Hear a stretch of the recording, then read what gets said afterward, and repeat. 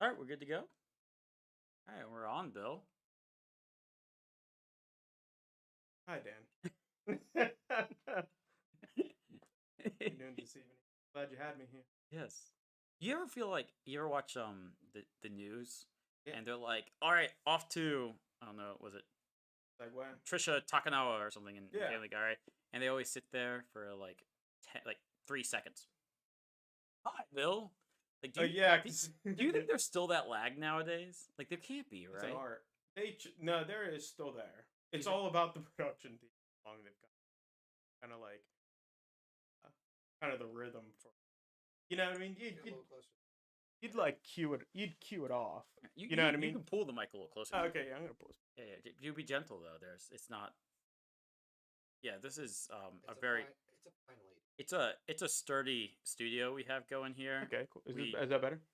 um we didn't put it together. It took more than a weekend to put this. Yeah, this is pretty.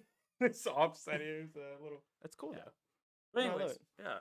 Hey, I think it's all about the production team and how you get the feel for each other. You know. That makes sense. Because I like watch a lot of I like watching Jimmy Kimmel and shit. Well, Mhm. no, not John Oliver. I love watching John Oliver, and he'll do like um those bits on or those bits on like crazy things news anchors say, and there's usually one that's dedicated to awkward pauses. Oh It'll be like, "And on to you," and they're like, and they don't even recognize it for like a minute or two. And they're like, "Hey, you're on." Yeah, did you ever see that? no, I've not. Whenever they're They're like, like "Hey, dude, you're snapping at people and stuff. They it's probably as much as you could snap at someone like without like over the air, but like, hey John, like it's yours, and they're like, Oh. usually like when they're in a hurricane, they're like, John, do you see us? And they're like, it's getting shit blown out of them. Granted, like the Yeah, it's just a tech delay, you know. you got yeah. Yeah, I like the ones when it's like hurricanes and you see people that like aren't supposed to be there, like in the background. Just should not be there, yeah. right? I like the ambitious reporter like that. It's like I'm gonna go in a fucking hurricane. I'm gonna give him. You know what I mean? I'm gonna report the news. I just wonder, like, what kind of person is it that, like, do you think they just fall into that gig, or do you think someone like grows up and be like, hurricanes? I'm going to have a guy in a camera follow me around, and I'm just going to yell into a microphone during a hurricane. That's my life goal. Or do you think someone was like, yo, we don't really like Jim, Yeah. probably won't like the hurricane, and then he just like falls into it, doesn't realize he's trying to be like pushed out. Yeah. I was a journalism major my first go round. So I was Okay. like, I just want to talk to people all day and do this, and that. Uh huh. And it's like one of the thrills of journalism is like the spontaneous shit that happens. Mm-hmm. You're like, I'm gonna go dive into it. So whatever that shit is, you want to get into it because it's just part of the one. It's kind of your trade, but two, you're there for stories. Mm-hmm. Right? Your journalism. You want to find stories. So to me, that guy had it into. He didn't give a shit if it was a hurricane or a freaking circus show or a mosh pit. He was getting into it. He's covering the news, getting into the story. I like those people. I love those guys. Were you focused on a specific type of journalism, or I just was print journalism because at Pitt Johnstown, um, it was a journalism, and then there was broadcast journalism, which I always wanted to be a part of, but I didn't like know how to get into it for some reason. But my teacher was like holding me into the print side of things. He was okay? like, "Don't do that. Don't do that broadcast like sideshow stuff. You know, learn the basics in print. You know." Okay, so was this like still when the thing? Yeah, well, not whenever news. This was whenever. I mean, if you'd go to a journalism school and you pull the kind of crap that you see in today's news, you'd get an F. Like if you don't present your Expand on that a little bit. putting your opinion, simply putting your referencing yourself in the article, you can go like NPR and AP News are like the pinnacle of like this is how you should be writing your stories, how you present views, different views without putting in your view at all. Here's how to have an you know state what's happening and then have two points of views from clearly opposite ends, you bringing those together, and you're like, so and so said this, but on the other side they said that. That's the story, folks. You know what I mean? Like there's no like, oh well, so and so came, or like Joe Schmo came and I kind of thought he looked, kind of messy and kind of decrediting your sources, or even really just kind of having an influence on your sources, or showing that you are influenced by your source. That's a big no-no. So you're saying there's like a lot more bias now. Yeah, there's a shit ton of bias, and they're and like the sources are all. I mean, you get whether it's Fox News or what else? Fox News, or what's the other freaking? MSNBC. Yeah, MSNBC. They're bringing it on. They're bringing their pals in. Mhm. I mean, that's a bias source right there. You know. Mhm. Yeah. Yeah. And now, if they did something else, if they had like, here's my good pal, and here's someone I freaking hate, and came to and had him like had a discussion like that, that'd be interesting. And there are shows like that where they bring two conflicting personalities that talk about a topic, There was like and it's funny. That's probably the closest thing to journalism you'll see. there was like there was one, wasn't like Tucker Carlson and some other guy were part of like it was called like the uh fire hour or something like that, and they would do that. There was like the left-handed and the right-handed. They would like disagree. They'd bring in like a guest, and it wasn't Stephen Colbert. It was one of those late night hosts. Okay. Came in and like just ripped them a new one and basically like destroyed Eviscerating their him. entire shit. They had like he came in and like criticized them so hard they just kind of like rolled it up within the next month. They were, yeah, damn. That's good. Got too real with them. Yeah, exactly. So Did you know Tucker Carlson is a Vanderbilt? the university, Yeah, well, no, what's that famous Vanderbilt's in Tennessee, right? no, that famous fucking, I'm saying it wrong then. That famous like super wealthy heiress. Rockefeller? No, it's the isn't it? It's the Vanderbilts. Yeah, the Vanderbilts. I thought that was a university. There are See- people. Did you know Andrew Carnegie made CMU? I did know about Andrew Carnegie. Yeah, I do. Nice. What did Vanderbilt do? okay, What did okay, point Vanderbilt do taken. though? What was he? I think he was a banker, but I'm not really sure. I think can't that was remember. it. I think he was a banker. Yeah, Tucker Carlson is like a freaking heir of that shit. Believe that shit? I mean, All the shit he says? I don't know. Okay. To be honest, I don't follow him much. I just catch him whenever like John Oliver's tearing him a new ass or something. To Oh, be okay, fair honest. enough. Oh, yeah, I don't yeah, follow- yeah. I No, don't- but I found it out. It was like a random fact. I was like, what the hell? Oh, that's So- interesting. So like, I don't follow John Oliver much either. There's like, he's in America, right? Yeah, he's American. And he still has like the exact same accent. Don't accents normally get like smoother, like more assimilated as things go on? I don't know. You know, that's the only thing I have ever thought about him, because I've only ever watched like little sketches here and there, like on YouTube, right? Yeah, I Goes mean, by. But I've always been kind of shocked. I'm like, he sounds exactly the same for, I don't know, how long has he been doing it? 10 years? I imagine he goes home once in a while. You know, gets refreshes the. Oh, is he? I don't know. I just kind of assumed he was an American citizen at this point. No, I think he. Well, he's I don't know, but I know he wasn't born here. It doesn't sound like it. Yeah. yeah. I was like, He's got a very British accent. yeah, I'm pretty sure. Yeah, I mean, yeah, I don't know. I mean, I know he spent a lot. I mean, he got the accent from somewhere, and it's thick enough to stick around. Yeah, Yeah. fair enough. Yeah, I don't know. Okay, so hold on. Give us a little bit of a back history. So you're a Pittsburgh native, right? Yeah. Okay. Yeah, Pittsburgh native. Born and bred. Like, where's your family from? So, from South Hills. Okay. I grew up in Upper St. Clair. My mom and dad divorced when I was young, and I moved in with my mother and myself and my two sisters moved into my grandparents' home, because my grandfather made a lot of money in contracting at the time, so they lived in like a huge house and had plenty of room. And my grandparents were bored, so they were like, "Yeah, you can come and live in here." And so that's how 3 generations got under one roof, and I do not recommend that. Really? It I mean, it's cool. Well, it wasn't a big happy family. I mean, well, so I have an interesting perspective of like the greatest generation, the baby boomers, and then like generation Y, X, Z, whatever. Your grandfather would be. He was technically the Boom. greatest. Oh, he was the greatest. Okay. So yeah, and then my mom's, but they were kind of later. So my grandfather, he missed World War II, but he was eligible for Korea. Okay. And then your mom would have been smack dab in the boomers. Yeah. Right. Okay. Yeah, about like she was born in like the 60s or some shit like that. Yeah, if she's early 60s. 50s, 60s, that's something like that. maybe the later third of the boomers. Right? Yeah. And so just the philosophies, especially on like masculinity, Okay, go on. like totally different. So like my grandfather grew up like, he's the breadwinner, and my grandmother was like, I'm stay at home. Hmm. You know what I mean? I take care of the home and everything. And then my mom worked, and then, my grandmother and my mother both like raised the kids, you know what I mean? Me and my sisters, and yeah, it's cool. But like I definitely see how like, you know, like like he was a total misogynist here, and Yeah. all through and through, he yeah, he was just like, and he was classic man where he had to be strong and tough.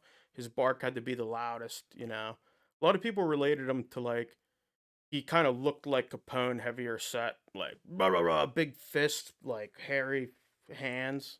Yo, you got pretty big fists yourself, man. Yeah, but not like his. His were crazy. Oh yeah. He boxed for Golden Gloves for a little bit, but not too much. Okay. Yeah, but he was that kind of guy. But you said he was a construction worker, right? Yeah, he was in construction, and he made a lot of his money doing pipeline. Specifically, he did a lot for Walt Disney. He made a Oh. sizable amount, and he did a lot in West Virginia, a lot of work. And then Oh, Walt Disney in West Virginia, or is no, that two no, separate things? no, Walt. He did stuff for the actual Disney World, Mm-hmm. and then he's done a lot of work in West Virginia, and then all throughout freaking PA and Yeah, there's a whole bunch of piping. People don't realize tons how of it. big of an industry piping is. It's everywhere. Yeah, And it takes a specialized knowledge to really get it done. yeah, It's interesting. yeah, And yeah, did he end up like owning a business or anything, or yeah. was He he? owned his own business, Pronto Enterprise. He was also in coal at that time. He also made a lot of money in coal. So he was doing pipeline. I think he went. I don't know what happened with the pipeline Mm-hmm. contracting, but I think that ended. But then Pronto Enterprise came up, and that's where he made a lot of his money was on coal, and he was in strip mining, and his his coal was especially clean because he didn't have the equipment that everyone else used. He just used like a street sweeper, What? like a hard edge street sweeper, and swiped off like the first layer of the coal. And they're like, "Wow, your coal is so beautiful." It's because he was taking off a big slice. Most people shave it down Mm-hmm. and then sell that, right? Well, I guess there's a point where it's not as where it's super pure after a little while, Mm-hmm. and he would just grind it fucking down to that. That's wild. Okay. I know it was weird, yeah, but that's what he said at least. I don't know how if that's how it worked, but yeah, that's how he. Yeah, I wouldn't be able to tell a Yeah, and he was able to tell snatch up a from. bunch of contracts, and that was, he was very lucky too. Part It's of it's luck, right? Part of it's hard yeah, work. in the time of the days and stuff, and yeah, luck, hard work, and shit. But yeah, so it was yeah, Okay. And how long were you in that house for? I was there for a long time. All through college, obviously, and then shortly after college, I joined the army, and that's why, cause like my living with my grandfather kind of sucked. It was impossible for me to study, like, cause they're elderly. They're always calling me like, "Bill, I need this, Bill." You know what I mean? It's like, you do it. So like, I had terrible grades in high school because I never studied, and I didn't have, and I wasn't doing homework because it was impossible to get homework done. Like doing math, being called every 30 minutes, like, you know what I mean? Mm-hmm. And so then when I got to school, I didn't know how to study, obviously, and I never studied, but I always had good Wait, grades. you have to Well enough. study for journalism? No, you don't have to study for journalism. No, Mm-hmm. at least I wasn't. No, but like, no, you do have to study. I mean, there was a book, and you have to be a great writer too. But but yeah, when I got there, I was just freaking mad. That's where I met Mez.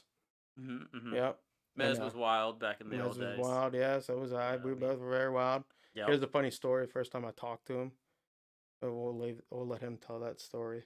Okay, okay. Yeah, it's Maybe that's the time where we have everyone on or something. yeah, but yeah, it was fun, dude. UPJ was fucking awesome, and where I learned some of the best life skills, as far as like, well, some classes I took at UPJ I found are more valuable than a lot of the other classes I've taken, like acting Mm-hmm. and directing, especially for when I got into games, which I'll talk about later. Is a lot of just setting up like a scene, what makes a good angle on stuff. Yeah, you were you always had a good eye for that. Yeah, and that came from all that stuff, all that kind of acting and stage work.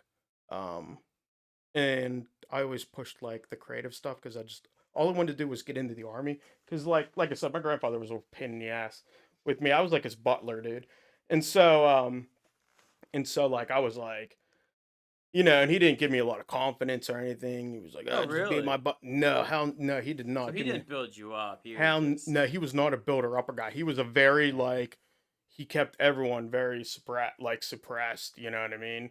He Mhm. didn't like to even hear about it. Like he was that guy that would like if you were like, hey, I got this like accomplishment done, he'd be like, man, it's all right. Kind of like he's definitely like he's definitely a gaslighter in Yeah, that yeah, yeah, sense, you know what I yeah. mean?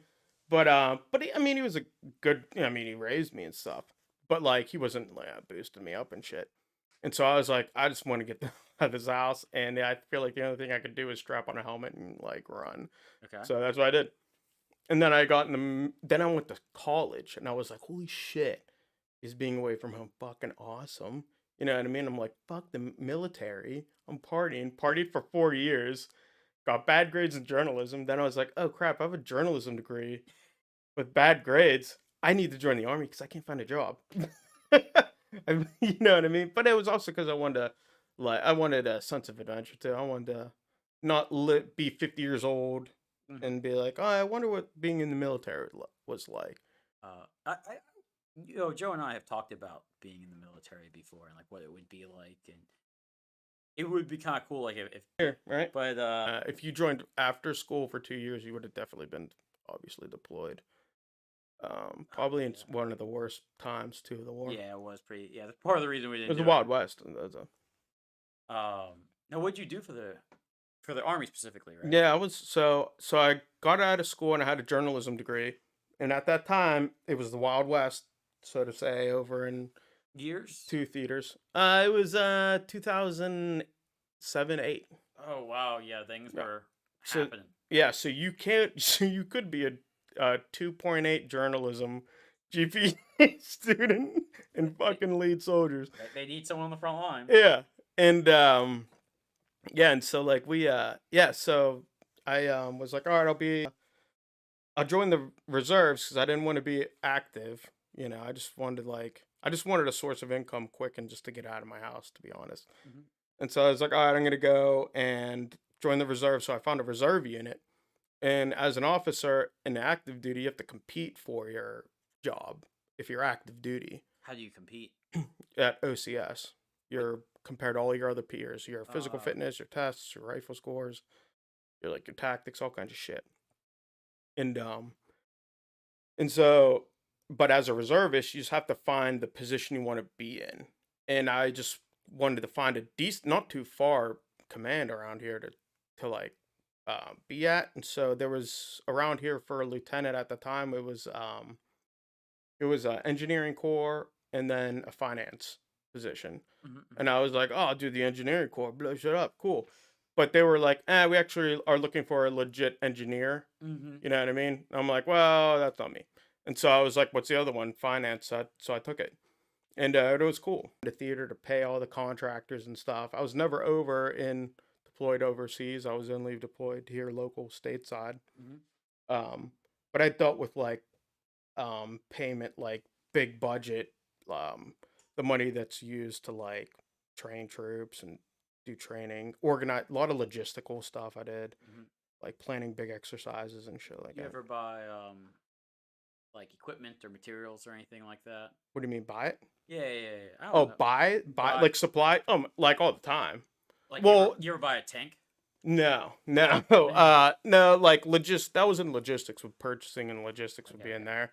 I would just be like, hey, this is your budget, and do like Okay, okay. here's like budget execution. Obviously, here's your budget. Is everyone spending it at the rate that they should be spending it? Hmm. Hmm. Crap like that. So and then I did auditing of travel cards, Oh which no. was yeah, interesting and fun. I think I still have the tops for finding the highest perpetrator, the highest count perpetrator.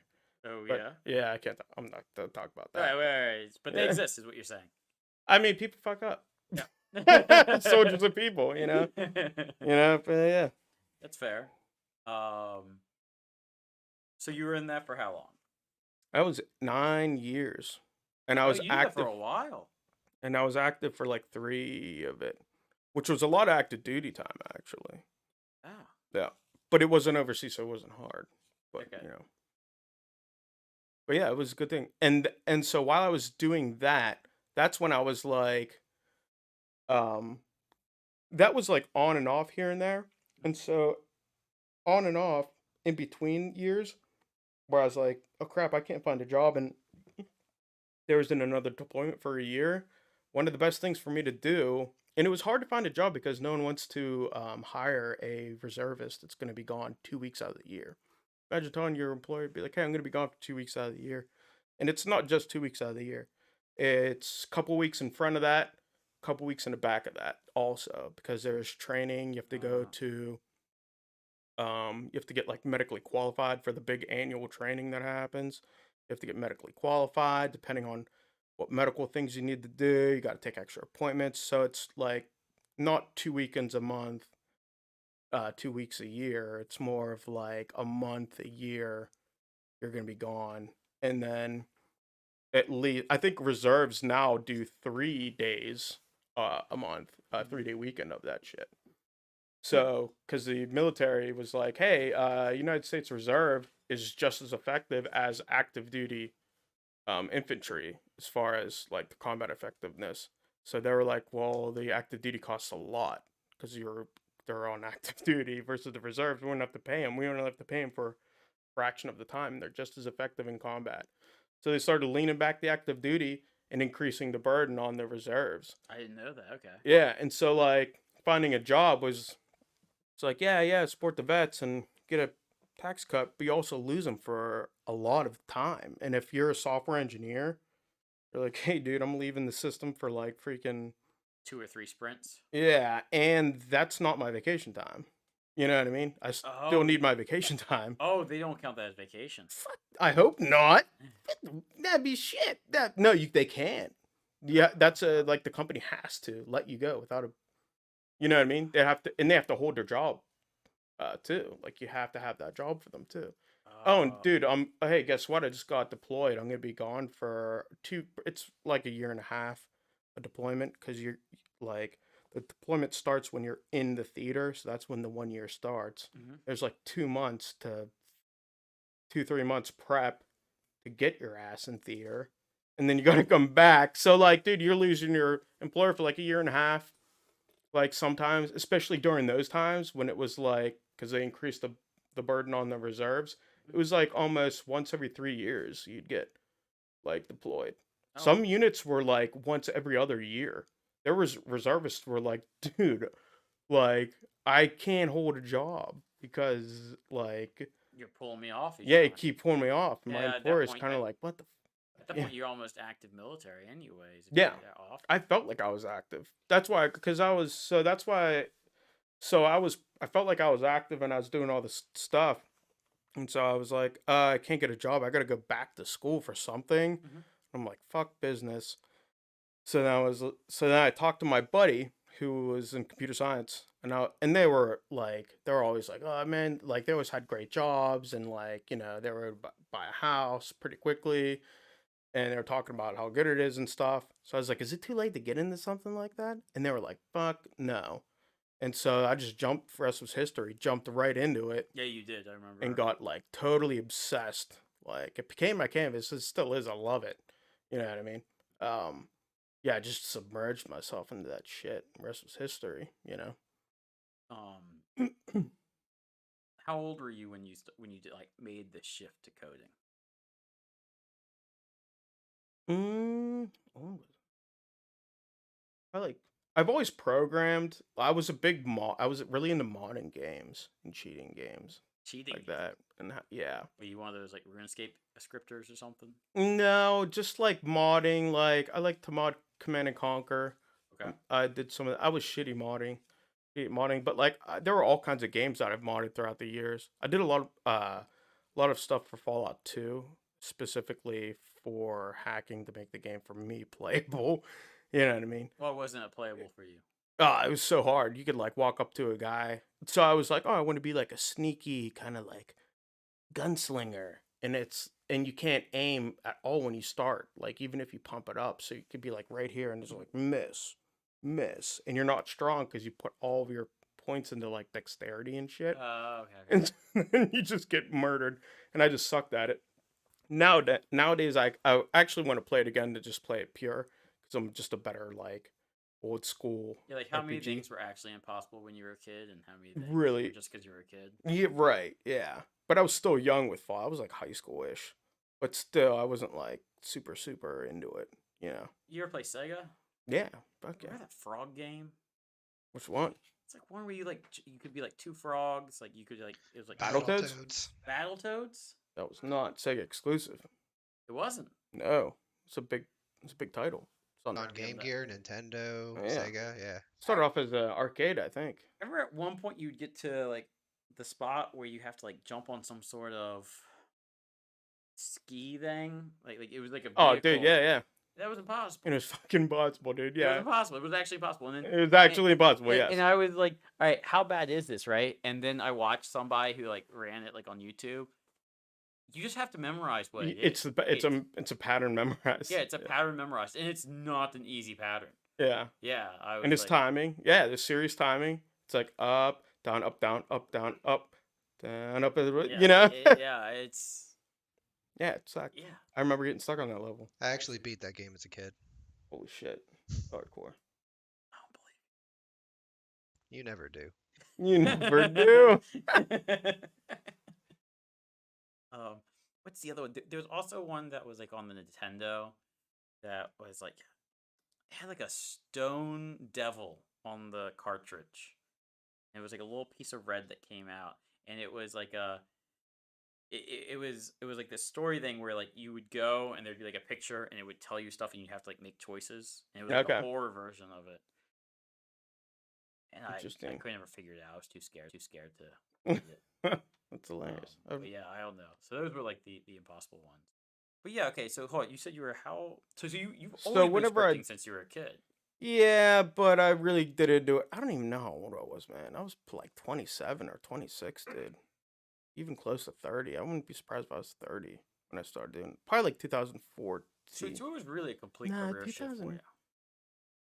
Yeah, it was. Yeah. Well, oh, I'm sorry. So actually, during my army time, I actually went to the Art Institute for a brief stint I remember you. because I thought that was the way to learn how to make games. Because I have always wanted to make games, and I did have all that education money.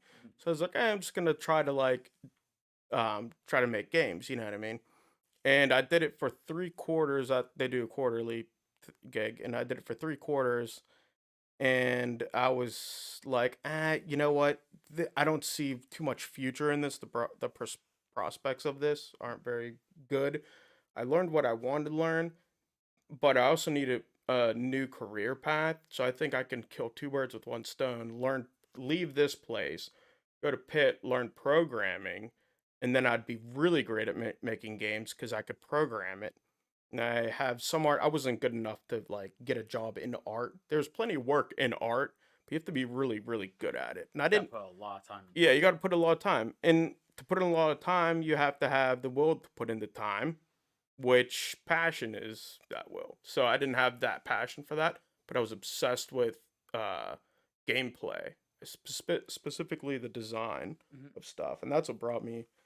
That's what I love games really. But I had the mentality as like if you're gonna be a game designer, you also have to have a skill, whether it's art or programming, and that's changed nowadays. Now that game designers are like, you know, it used to be everyone was a game designer, and then you're either art or tech. But now it's like you're art, tech, and then game designer. Oh, so they've given Yeah. it its own. Yeah. And even if you're an engineer, it's like you follow what the game designers, you know what I mean, Mhm. do kind of, or what they tell you. So they should be the subject matter expert, of that. But I think that it's better to have, and I've heard this many in different podcasts and stuff, just like other game design podcasts where they say being a programmer and a game designer is good because you can rapidly make the tools you need to test your gameplay. Right, You're and right. you have a working skeleton. Whereas if you're if you can't program and all you can do is art per se.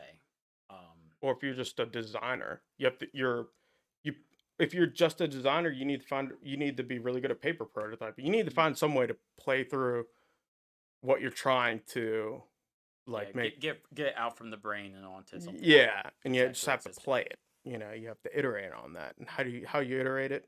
Whether you're making these components in like Unity and you're banging them out, Mhm. or you have a box of knobs and shit in a giant grid space, which I think is an excellent like prototyping kit. I physically prototype or I lay code down. Physically prototype with what? Whatever a game, if I can, a game idea, Hmm. I'll try to physically like prototype that game out. Like in physical space or like Yep, on. physical space. Okay. Whether it's acting it, whether it's total imagination. Sometimes when I'm working with people and I'm like, we're gonna prototype this in pure imagination, they're like, what? I'm like, just pretend you're a kid. Hmm. You know what I mean? And we're gonna freaking play it out, and we're gonna walk through what we want to happen. We're gonna discuss it, and we're gonna pull out requirements and systems that we think that are gonna emerge from Hmm. this play, this mock play. Um, So you got a powerful imagination then. I don't think everyone can yeah, do that. I walk it through. I like, yeah. I mean, I really try to guide through, and that's where a lot of the art, the directing, helping, or all the like the art, acting and directing and stage stuff that I do at UPGA really helps me guide and facilitate. Like, hey, this is what we're trying to do. Can you imagine this, actors? Mhm. They're like, okay, I think I get it, but I don't get it like this. And I'm like, okay, and I keep trying to refine what I want them to act out. That's a director, right? Yeah, it's like I remember working with you on the game, little Alchemy Nights, Yeah, and all of your stuff is very organic. All of your angles, all of your textures, everything that you made was organic and it looked nice and it worked, right? Um, and I can't think that way. So I don't know if you ever noticed, but a lot of times I would change your numbers to like round numbers. So if you were at like 62 degrees, I'd make it like 60 or 65. I had to like round everything off yeah. because that's how my brain works, right? I type in the numbers, whereas I could tell you were just like moving it, moving. I was like, all right, this is a perfect camera angle, and I'm like, oh my god, that's like 89.5 degrees. That can't happen. It needs to be 90 degrees. I never do floating point numbers like that shit. No, yeah, but I'm But just I like never. But I'm like it. more like you now. I'm like that's 62. I know exactly what you're talking about too. Mhm. I don't use that 62 anymore. Yeah, yeah, yeah, Yeah, but because it bothered me, man. well, you could tell like it was like you're like this is the right shot, right? It was like Stanley Kubrick. Like Stanley Yeah, Kubrick doesn't know why it's the right shot. He just knows it is, right? Somehow. And you were I've like, refined it from since it's yeah. like a 70 now with a closer. So what was your first video game? Alchemy Nights was technically my first Okay. video game. Like, well, I'm not even. That was my first paid gig. That makes sense. My first technical title is Among Us VR coming just announced November 10th. Oh, congratulations. Yes, thank you, thank you. Yeah. Yeah. Yeah, so you've been in this for a while now. So I was in Serious Games first, and then I took a contract with Shell Games for 6 months. Hmm. But before that it was all Serious Games, meaning like VR therapeutics is a huge one. Oh, not not a company called Sirius, but like Oh no, I'm sorry, not yeah, serious. Yes, I'm sorry. Yeah, that's a whole genre or sub kind of field of they call it immersive media, mhm, or I call it a sub thing of video games. But it's now its own whole thing. Immersive experiences. mhm, Sorry, I'm like no perpetually problem. burping. Mhm. But immersive experiences. I'm an adjunct professor at Chatham now, doing Mhm. in the immersive media department, doing trying to get students with very little programming to get like, hey, here are the tools that you have out of the box. Here's how we put it together. And here's how you think about pitching something to a client. Here's a prototype. Here's a vertical slice. Here's the research process. Here's the things you need to think about as you get Oh, to so that. you're almost like entrepreneurship within gaming. Yeah, kind of. Yeah, pretty. It's kind of like entrepreneurship. it's like it's production really. Okay. It's straight up production is what, and that's what I got the most out of Shell Games was because like I was obsessed with the engineering thing and I was Mhm. digging in and and I learned a lot from just resources on the internet. Like watching YouTube, videos, watching the Unity Unite, being curious, playing with other game engines, and then mixing with people at Shell Games at that time was good too. Mhm. But when I got there, it was since COVID happened, opened up a lot of opportunities and all the engineers that I knew, like they went to try other things, and other engineers came to Shell to try what they're doing. You know what I mean? Mhm. Um, but it was like, oh man, all my friends left, but it was so I learned a lot because they were like senior engineers. I learned a lot from them. Mhm. So when I came in, I knew a lot about what was going on. So I was really focused on the production of things Oh, because okay. that's what I knew was the missing. You know what I mean? I Yeah, had you all dove. these systems, I have all these projects, but I want to get the game. I want the full game out the door from conception to freaking Steam store or wherever you're launching it. And that's what I got. And that was what it needed. It was good stuff. Okay, so you took that, and now you're over at Chatham, is what you said. Yeah, I'm at Chatham and I'm doing like random contracts now. I'm pretty much doing what I teach at Chatham, which is like I take tons of people in training want to try various things. They're like, hey, I want to, make a trainer for, this is an example, but like a crane simulator. You know, actually interviewed with the guy who made Crane Simulator. He was a really cool guy. He was Really? really cool. Yeah, That was an iPhone he was game, so right? cool that he made me. So games is tough. Like games, it's a drag, and like doing what you love and then coming home and not having that love it could be kind of shitty. Like playing. I can't like. I got so freaking sick of playing Among Us VR because like you have to Oh play yeah. test it, dude. You have to play. And one of the best things I learned at Show Games was they're constantly play testing it. Mhm. Like They're sick of the games when they're done with them. so sick. And I thought I'd be shielded from that because I thought that's what QA guy does. Plays it Mm. till it makes him sick. It's like no, it's that's all hands on activity. Mhm. And yeah, it was really fun to play that game, but like and then sometimes you play it in the morning and you just don't want to wake up and get into VR and like something, frame like lags and shit and you get like you were moving but now you're not moving and then you get VR sick and Oh you're yeah. like How bad? What's the worst VR sickness you've had? worst was early in my career. I was naturally because the first time you're in VR you're most susceptible to it. But I was playing I think it was Elite Dangerous Mhm. in VR and I was in a spaceship and I was trying to land on this space station that was orbiting a planet but at a counter rotation. Mhm. And so I'm approaching to it. It's going this way. I'm approaching, but I feel like I'm moving this way, but it's rotating this way. And as I get closer, that rotation fills my view, and I'm just getting sick as a dog. I'm just like dead. But and I thought I wanted to like land the damn because I was a pilot. Oh, I learned to fly with my grandfather was a huge aviation guy, You and so totally missed that. yeah, and so I actually learned how I got my solo license before I got my driver's permit. What? Yeah, so that's something me and Neil Armstrong have in common. Oh. I Just drop know. that one down And then there. I stopped flying because You're too cool for school. well, dude, I was so young and I was really and that was before GPS was prevalent. Yeah. And so I was using like you'd use these things called VORs and like it's pretty primitive and like I would get scared as shit out there because they're like if you don't know where you're at, dude, and shit gets tiny up there.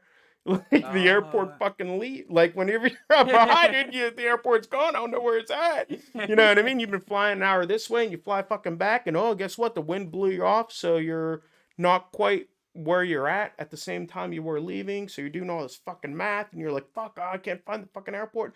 And I've been flying 15 minutes longer than when I like to there, and now I'm 15 minutes longer back. What the fuck's going on? It was a stressful time. And my grandfather was not a builder upper, Oh, so yeah, like, right. This is yeah, nuts. dude. If you just like sitting there like, well, when you gonna land it, huh? he was fucking obsessed with me learning to fly. And so, dude, whenever my flight trainer, he was like, "All right, you're gonna do your solo now," and I'm like pales of ghost. And he was like, "You okay?" And I'm like, and he was like, "You look like you're gonna puke," and I'm like, "Just give me the little bag." And I was just like spitting, Oh, I've had that. Were you like just salivating all the time? yeah, you're just like so nervous. Yeah, I've had that. And I've had that. he was like, seriously, you gotta relax. And I'm like, all right, I'm cool. And so I did it. But holy shit. Is that the only time you flown solo? No, you have to do subsequent. Okay, You have okay. to fly like a certain amount solo and stuff. But I quit kind of shortly after that. That was like around not. So I was actually flying before 9/11 happened, Mm-hmm. and and it was I saw like night and day how flight changed because of 9/11. You were able to break altitude and quote unquote cloud bust. You're not supposed to do this shit. I don't know what cloud busting You is. fly through the clouds, man. You're not allowed to Yeah. fly through the clouds. No, I mean it's discouraged, and I mean that's what I think the instructor was just saying that because I was obsessed with it. But but I was like, I want to fly through the clouds, because it's like boom, it's real fun. Like They're just white, man. I boom, mean, yeah, I and think then you what the fly out. I've only ever seen clouds from the side, right? Because I've only been passenger planes. I've never seen them come head on. Oh, it's awesome. It's a good time. Is it? Yeah, it's a great time. You were flown in a storm? I flown in storms with my grandfather. My grandfather's flown through multiple hurricanes. Just for the Um, fun? Like, you're. no, just because you're trying to get home and like, so he would fly. When he learned to fly, it was pre Castro's revolution in Cuba, Jeez. and he was always going to Cuba before that. And he has a ton of pictures, old pictures, from his vacations in Cuba that he would go. He loved Cuba. He loved Mexico. Most likely because the people there liked it whenever they had a strong personality, I guess. Sounds like he was one. Yeah, and so like those street people with strong personalities would come up and be like, "Hey, they'd give you shit," and he would give shit right back so hard that he actually become friends with them. And then like so he kept going back, he kept making these friends in Cuba and shit. Um, and he actually left. They were like things were getting shady and the climate was changing, and he was like, all right, we're leaving, and the cops didn't want him to leave, so he was like, guys, get your shit, like get your shit, what I mean? They do bullshit like detain you, make you pay some sort of bribe. They used to do that shit all the time. And so they're like, dragging their feet. They're like, no, you can't do this. Storm's coming in. And he's like, we have to leave this fucking country. Like now. We want to get out of there. And so you definitely can't fly out of a country without a flight plan. But my grandfather was like, fuck it, we're leaving right now. So no flight plan, no nothing. They took off. The fucking cops are coming down one end, and he was like coming the other way, zing, out of there. Flew. My grandmother was like, she was like, that was horrible. She was like, it was one of the most terrifying parts of my life. But yeah, they were down in Cuba like shortly after that, and then but yeah, it was a business partner of my grandfather. It was like, John, I need to get back home now. I need to get back home, or else I'm gonna miss like this important blah blah blah. And he was like, no, there's a bad storm, no. And he was like, John, I really need to know. You're gonna cost me this, this, and that. He was like, fine, get in the fucking plane. We're leaving now. And so they're up. They go and they fly, and it is like a hell's ride, like boom, boom, boom. And whenever you're in turbulence, even just a little bit, Oh yeah. like boom, and you're a smaller aircraft, even what you'd feel is like a boom, boom, and like that, and like a airliner is like you'll crack your fucking head in a small aircraft and shit. And so apparently this guy was like white knuckling it, and he was like, well, after they landed, he was like, John, I'll never tell you when to take off again. Like, yeah. But he was like, yeah, he flew through a fucking hurricane. Uh, I'll show you. yeah, right. Goddamn John Nardi. Jesus Christ, what pain in the ass. That was total sidebar. Was the flight thing? What did we get? I believe we were talking about VR sickness. Oh yeah, yeah, yeah. So me having that flight background, I was like, I really want to land this. I have to land this goddamn spaceship. Yeah. It's not even like a moving land; it's a floating fucking. You know what I mean? Mhm. And I just stuck with it, and I was just getting sicker and clammier. And the worst thing you could do is try to like stay in VR sick. Stay in VR if you're getting sick, because it just exacerbates the time and the intensity it takes for it to go away. Okay. And I was like sick for 2 hours. It's horrible. So it's always important to get sick in VR if you're a VR developer, so you know to not make your users sick because they'll never come back. I Yeah. haven't played that game since. I look at it like a monster. Even just thinking about it makes me want to fucking So, puke. actually, that's funny that you say that. So, gotten VR sick twice. I haven't really done any VR recently, which is interesting, right? Because we were doing quite a bit there for a while. And the first one was actually maybe before I met you. Yeah, I was at teaching at ID Tech, and there was, there's just like all these random VR simulators or games that used to be out like on Steam, right? And one of them was like a sailboat simulator, right? And you could like sit down, like it was like a small sailboat, and you could like change the type of weather, right? And one of them was a stormy weather.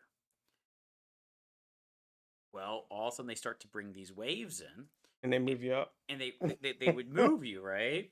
Well, you Oh. would see them coming, and things. And here's the problem: is I grew up with my dad, who was an avid fisherman, and slightly a little bit Captain Ahab, right? Like he was, if he saw a storm coming in, we'd be like, Dad, there's a storm coming. It goes around. Like, Dad, storms don't go around. They go. The storm does not go It doesn't around go you. around, right? So we'd always like stay like super late, and all of a sudden he'd be like, you could tell like he would just start to get like super quiet, and then that like storm front would come in. You know how like all of a sudden storm front comes in, it's like super like Very angry. the storm front comes through, and then it's very quiet for a second, right? Like Yeah. for like 30 to like 120 seconds, it's just nothing. We would just stare at him, and he You were like, knows that we're staring at him, and he wouldn't look at us, right? And you could always like just feel him being like, "Come on, you fish, bite." And then all of a sudden, you would start to feel the next like little bit of wind picking up, and the waves start to pick up, and he'd be fine, reel it in, right? And so then fine. so we would reel it in, and then it would always be like raining on us as we're like trying to like make it back, and it was just miserable, right? So either way, I'm used to pretty choppy weather, right? Yeah. Um, and so when I saw the waves turn choppy, I am standing on solid ground, and my sea legs like kick in, Oh yeah. and so I couldn't stand Oh yeah. because I'm sitting there trying to balance because it's just Cause I yeah. can't undo it. Yeah. And so like the worst part was that even like at one point like was down on the ground, and because in my brain I know my body should be rolling, I should be compensating for it, I'm like rolling around on the ground like, Holy and man, so I that got jacked your equilibrium yeah. up so hard. I couldn't do it at all. Now of course if it was calm weather, absolutely beautiful Yeah. simulator. You turn slightly here, it was great. But as soon as they brought on their waves, and I was like the only person I think that really struggled with it. We had other people work with it, not a big deal. And that was bad, but not horrible. The worst was I was playing. You ever played Final Fantasy X? Yeah. You know, Blitzball. There was like a Blitzball version on some Steam game Okay. on VR, right? And basically, what it was you were in space. You were especially like these robots or whatever, and you could instead of swimming, right, you would like grab like pylons and like pull yourself through space. And there was a Okay. ball that you could like grab, and you could basically play like 3D soccer, Yeah. right? But you're pulling yourself through. And you have no legs; you're just like arms and a Yeah. torso, right? And I was playing for like an hour and a half. This was actually I was not doing Alchemy Nights like I was supposed to be. It was like, of course, like midnight. Like I'm spending some random time in that little tiny room that we used to spend all our time in. I love that room. And and I'm playing, and I'm starting to get a little bit of a headache, which was pretty rare for me. I didn't normally get that, right? But I definitely noticed it. And then all of a sudden, I decided to start playing with people instead of like just practicing, and the game's going. I'm not doing so well because I suck at it. And then about 5 minutes into the game, all of a sudden I have a desync, and I had reached out to grab the ball, Oh, and my right arm just kept traveling forwards.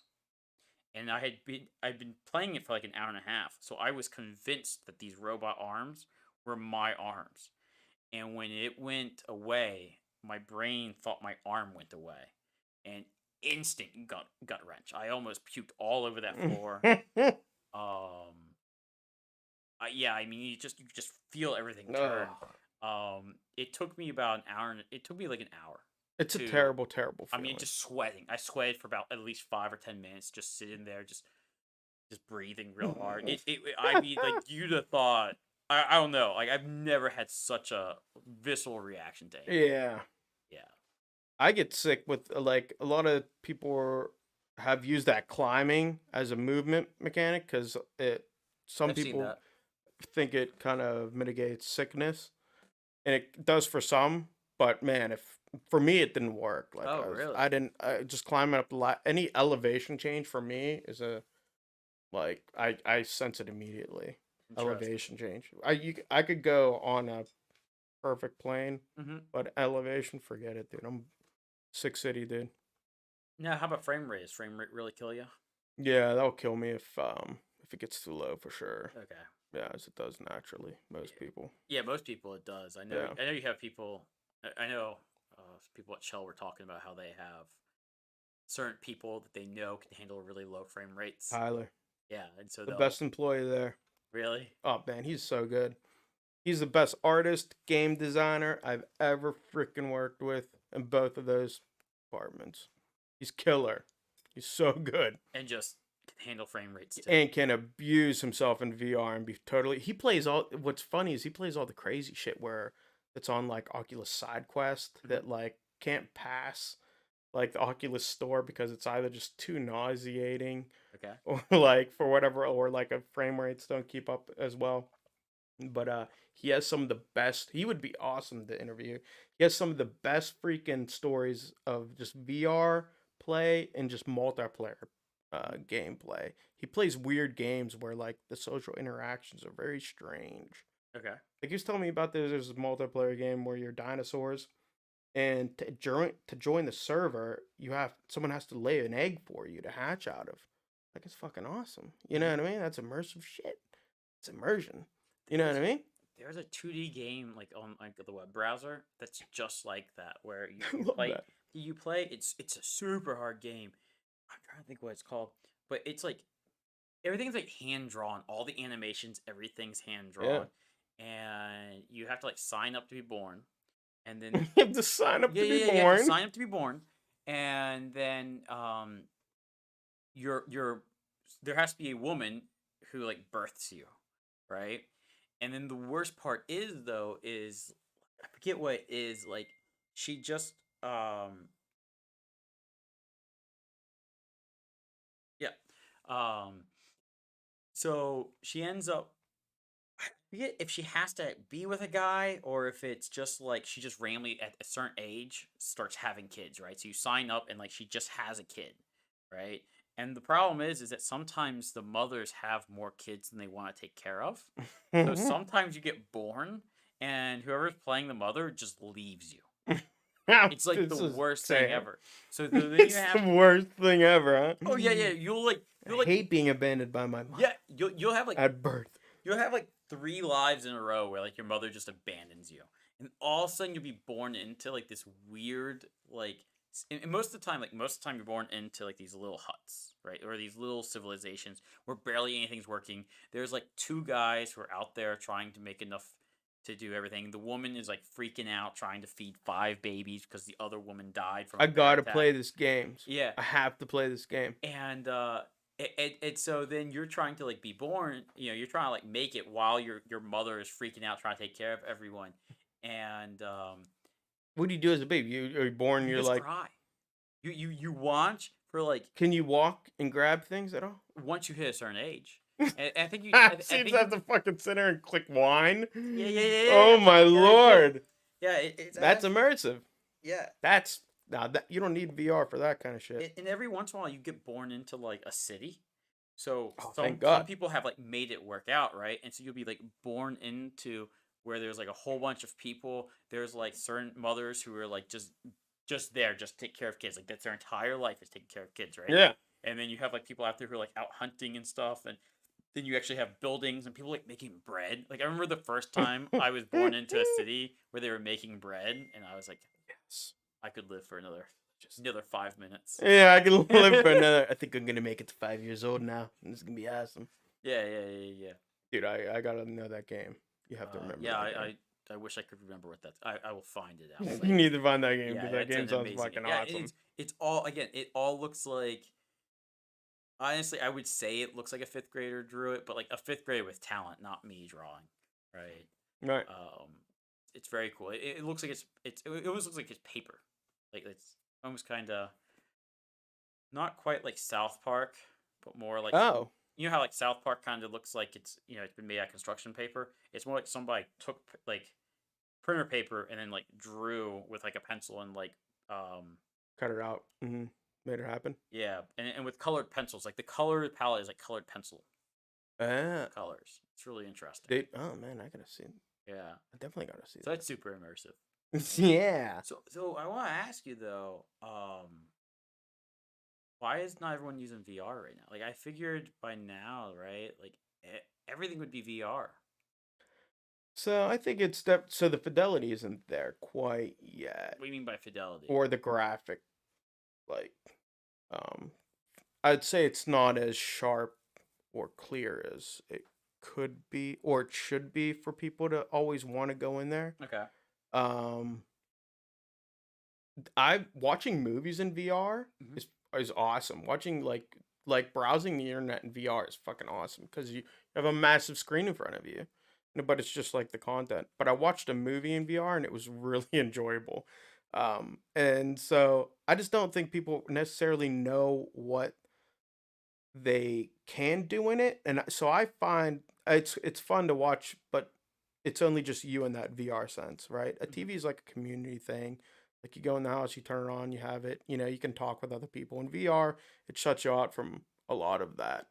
So that's why I don't think like no one's like, hey kids, let's go in the living room and I'll put on our VR set. You know what I mean? You're like, I would just watch TV. Mhm.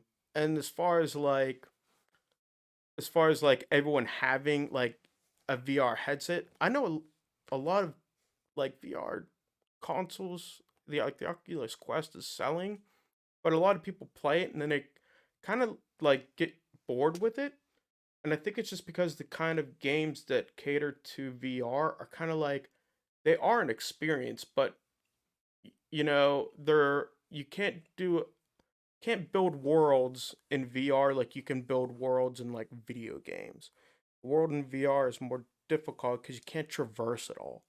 It has to be like because you're always standing, Mhm. right? Or you're sitting, and if there is movement, it's kind of limited or it's slower to make it a little more palatable. Um, so I just don't think there's the long term games that keep people coming back aren't there.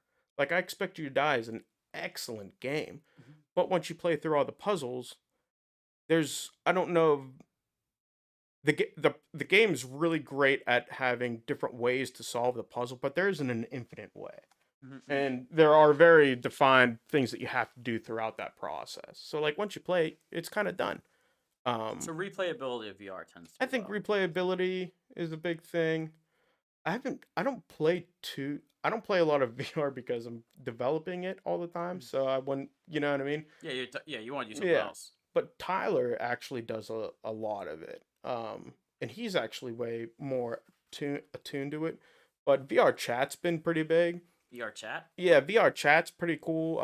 Apparently it's like this big open forum where you just join and there's everyone's in there chatting in VR and you can join groups and So it's like a Discord, but you actually have like a 3D avatar that you can interact with. yeah. Yeah. It's not like it's more of like it feels actually more metaverse than metaverse to be. I haven't been in metaverse. I don't even know how to get into metaverse. I don't know shit about it. I saw something and I couldn't tell if it was a joke. It was like I think it was like from The Onion or something. It was like 30 people are now in the metaverse or something like that. Like Yeah. like $1.2 billion for 30 people to be in the metaverse. Or something. Like I don't know if apparently not many people are going into this metaverse thing. Well, man, it's one. It looks like shit. That's Like what that's it looks everyone like says shit, that. man. It looks like shit. It looks like what a vertical slice, what I would consider a vertical slice. And a vertical slice is like there's boxes and there's primitive box Yeah, or programmer art. Tell us what a vertical slice is. Right? Okay, so a prototype is, hey, I got this game idea, and it's a top-down shooter, and here's the prototype. You play it, and it just boom, you're in it, and it's like, hey, check it out. You play it a little bit, and that's it, and you're like, okay, that's the prototype. Okay, a vertical slice would be like, here is the main menu. Mhm. I press only very simple. Here's the main menu. Press start. Boom. Here is the staging area. You know, okay, pick my character. Or this is where you could pick a character, but we don't have that yet because it's just a vertical slice. Click the Okay. character. Here's the like spawn. 3, 2, 1, go. Boom. Okay, that was just a short little battle just to give you a taste. And then it's over, and then go back to like the staging area. That's like the full like whole game as a whole, like a full game loop. That's what I consider a vertical slice.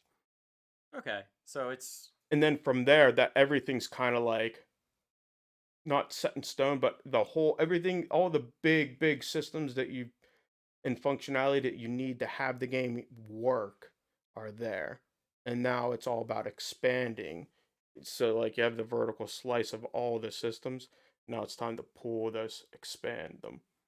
But they're already there in alignment. so Expand vertical them. slice is a lot closer to like if you were to go into like back in the old days, right? When you would go into like Walmart or something and play the demo, and it would only let you play like 1 or 2 levels. That's a vertical slice. Yeah. You can only That's a play one very character. polished. That's a demo is a very polished. Vertical slice would have programmer art in it. Okay, I see what you're saying. You know what I mean? It's still prototypey. Yeah, but maybe you had an artist put in some. So you're some saying shit. like they're not even really quite demo ready. I mean, I think you can join. I don't know. I think you can join and not like get disconnected, and I think there's a whole experience. But like, I saw a picture of like Chipotle's like metaverse experience, and the cashier register was a white box and then another white box stacked on it, like just like Conceptually, like abstractly, it makes sense. yeah. So exactly, I'm like, yeah, it's excellent programmer art, excellent programmer art. Yeah, that's But if I'm like someone who, as me as a programmer, I'm like beautiful. beautiful. To me, I find that all completely acceptable. But like Alchemy Nights, like I had all those systems in the background, but I didn't have art in it, and they were like, it sucks. And then the next meeting, literally just put in models, like this game blows me away. The gameplay is I remember crazy. that. I remember that. And it's like all I did was put in the art. You know what I mean? And then you went. This has nothing to do with the You mechanics. went a lot. What are they called? Not called sprite. The animations where you were doing the spells. Yeah, You went. What do you call those? It's not sprites that they're called. the particles. Yeah, the particle effects. There you Yeah. go. And you went wild with particle effects for a while. For like 6 Yeah. months there. I remember you just constantly making like explosions and Yeah, I a lot don't of know if you remember how much time like I remember just watching you every time and you're just like constantly iterating on making different types of particle effects. I did. I got lost in in those weeds. But I was also learning like even how to do that because like if you like so I bought like a pack of them and I Mhm. wanted specific things to happen, but me being rookie, I was like, oh, I want the fog to just pour out of this crypt. It was like it was like spraying like a fire hose. I'm like, oh, that doesn't look very foggy, and it's pouring out like a Mhm. hose. So I had to like decrease it and like make it float Oh, it up. takes so long to It's make all tedious. this. Art's tedious. Very Art's tedious. wildly tedious. I don't know why they get paid any less than a programmer. Do they? So at some places they do. Huh. Yeah, I found that kind of crappy, but because it's just as hard, it's just as tedious, and it takes Maybe it's just as much of a talent skill set. maybe it's about demands, right? Maybe there's fewer programmers. Maybe, I don't know. In my world, there's programmers everywhere, right? So, like I'm swimming in programmers. I can't find an artist to save my life. Yeah. When I was at Art Institute, couldn't find a programmer to save my life. Yeah. Yeah, you fish in the wrong ponds. Could find a game designer everywhere. Everyone's a game designer. Everyone wants to be a game designer. And at those days, whenever I'd be like, all right, we're doing a game jam, someone's like, all right, I'm game design. I'm like, and it's just game design. I wanted to be like, get the fuck out of here. No, but like, because you know, like it's tough to like, because game design, you know, especially in a game jam setting, it's kind of like, you know, I hope the game designer's putting stuff together in Unity. Well, yeah, especially because like a game designer. Because then it'd be kind of like done, you know? Yeah, like the last 5 hours of if you're just a game designer, you have nothing to do. The first hours, the first like day is huge, and then the last like 8 hours is huge for you. But in between, it's kind of like. That's true. It depends how far you get. You're right. Yeah, and then it's kind of like if you have your shit together and you're like, hey, engineers, like build this small thing and get it to me, and I'll test it and return it back to you. Like, yeah, that's perfect. Like, you know, you build a feature. And then you push it to like a separate branch, and like they could pull it and play with it while you continue your work or whatever. Or, you know what I mean? Or you have like a staging build where the game design, where you're pushing functional builds, but it's not the bleeding edge build. And so you have your engineers and all of your people are working with a version of the project that, you know, is fucked up and you can't complete the full game loop. But that's just because you have to implement something that breaks all these other systems. So while there's the game designers who need to iterate on it and play it, you have that on that staging. It's just like web design. Fucking you have your staging and then your deployment, production and shit. And so yeah, it'd be like, okay, yeah, so designer, like if your engineer and your that's all production. That's like a producer getting that set up really well. If that's all taken care of, and then you're able to get like these like stage builds out to your game designer as your experimental build is being expanded upon, that's the dream freaking workflow right there. Okay. But it simply just doesn't happen like that. No, that's idealistic, right? That's kind of like, you know, you talk about different ways of developing, right? Like waterfall sounds perfect. I don't know if you've heard of waterfall method, where you design everything up front, and then you develop it, and then you test it, and then you deliver it, and then you maintain it, right? And so that works great if you can see every problem at the beginning, and you can't, you know. So everything has its pros and cons. Right? There's a lot of waterfall in the game industry, but it has to be. It's waterfall disguised as it's waterfall with agile with sprints in it and and what it's pretty much like I call it the waterfall, and it's not like milestones are great, and they're not like you need to have milestones, and that's how you know like this we're marching towards getting done. But in the end, it's like it's not like we're doing this one thing, we're building this part of the game and this gameplay feature, and then we're gonna stop back and we're gonna we're gonna test it, we're gonna refactor it, and then we're gonna bring it to the main thing, and now everything's nice and that works out great. Now let's go on to the next feature.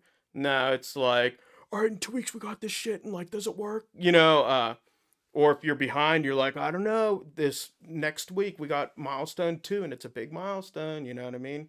But this isn't tested. Fuck it. Does it work right now? Yeah, I think. Yeah, you know what I mean. You know, who knows? No one's broken it yet. No one's broken it yet. Yeah, I mean, because you know, you just don't know. Yeah, and so like, okay, you know, all right, cool, get it through, and then you're like, okay, let's play test this with like one of the VPs, and then like you play it, and it's like, it breaks whenever you try to like press something. You know what I mean? You're like, fuck. You know, that's actually what happened.